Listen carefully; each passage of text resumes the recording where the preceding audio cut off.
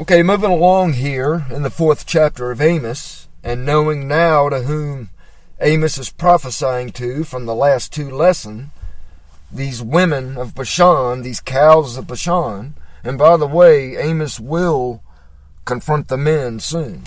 So now Amos as God's ambassador, loads on the sarcasm of their watered down combination of Mosaic Judaism and self-pleasing, make-your-own-way religion of gods and Baal worship. He's sarcastically instigating their methods of their laxity of worshiping the one true God. So Amos chapter 4, verses 4 and 5. We might make it to verse 5, but I plan on doing Amos chapter 4, verses 4 through 5 right now.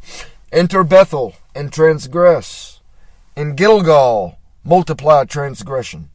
Bring your sacrifices every morning, your tithes every 3 days. Offer a thank offering also from that which is leavened, and proclaim free will offerings. Make them known, for so you love to do, you sons of Israel, declares the Lord. So enter into Bethel and transgress. Why does Amos state here, go into Bethel and transgress, or sin in violation of God's law? Why go into Bethel? Now, if we reflect back to Amos chapter 3, the lesson that we did titled, The Horns of an Impostor Mediator Are Cut Off, and that lesson was the verse in Amos chapter 3, verse 14. For on the day that I punish Israel's transgressions, I will also punish the altars of Bethel. The horns of the altar will be cut off, and they will fall to the ground. So Bethel was renowned for a place of calf worship. And Amos had prophesied that those altars, well, they'd be cut off and of no use. Their whole attitude towards God was contaminated and flawed. So Amos is egging them on. Go on. Go ahead up there to Bethel and kneel on down to those hornless altars. Go ahead and participate on with that self-willed idolatrous worship. Go ahead. Go on up there. Enter Bethel and transgress. Enter Bethel and sin against the law of God. So in verse 4, enter Bethel and transgress. In Gilgal, multiply transgression. So why does Amos bring up Gilgal?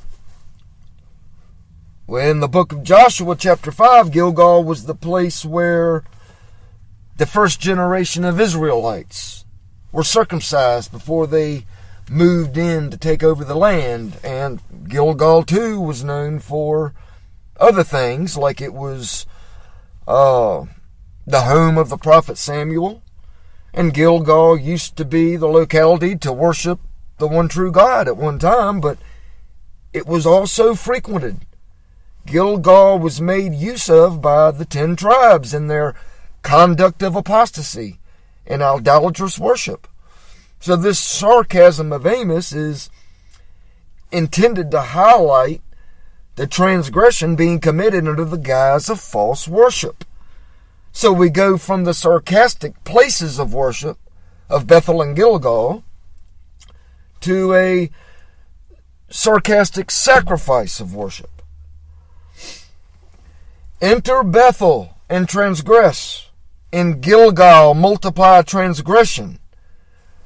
And here's the sarcastic sacrifice of worship.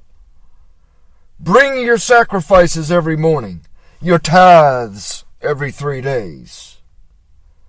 So now there are directions for the morning and evening sacrifice in the Old Testament.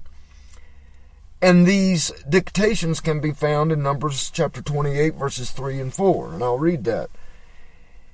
And you shall say to them, this is the offering by fire, which you shall offer to the Lord. 2 lambs 1 year old without defect, as a conditional burnt offering every day. You shall offer 1 lamb in the morning, and the other lamb you shall offer after twilight. So a male lamb sacrificed morning and evening. That's the picture. I say that that's the picture of Jesus Christ, covering the entire day, the entire evening, a 24-hour period of worship. It's all covered by Christ. I think that's a significant picture of Jesus here. So Amos again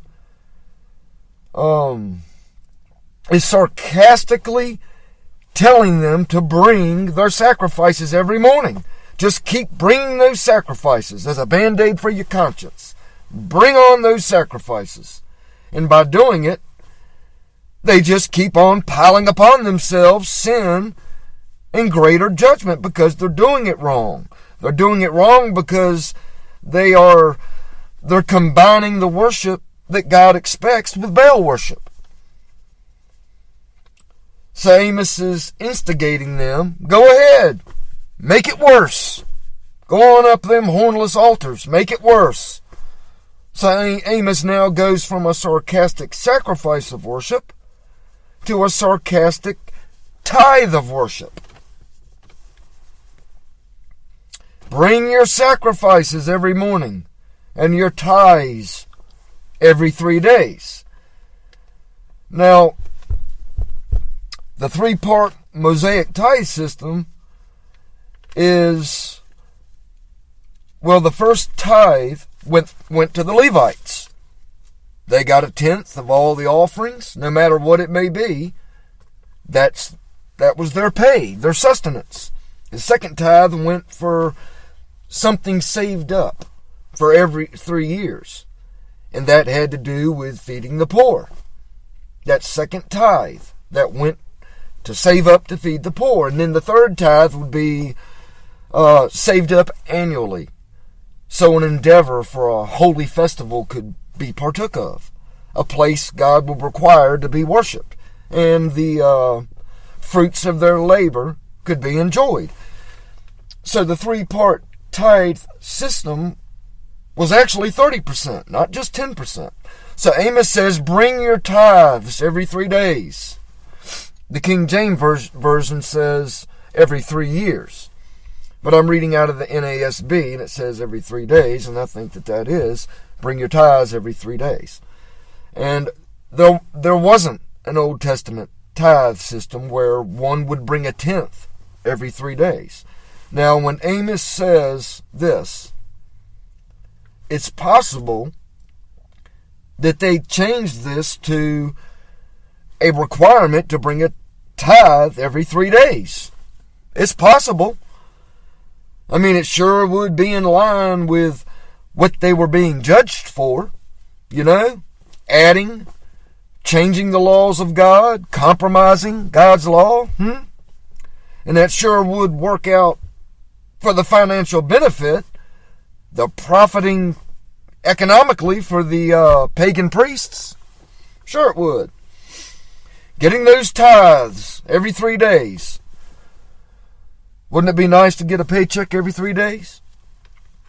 That could be enforced. Just word it. Just word it in a way with religious standards. And by the way, that's exactly what the Catholic Church does. Enforce tithes with religious standards.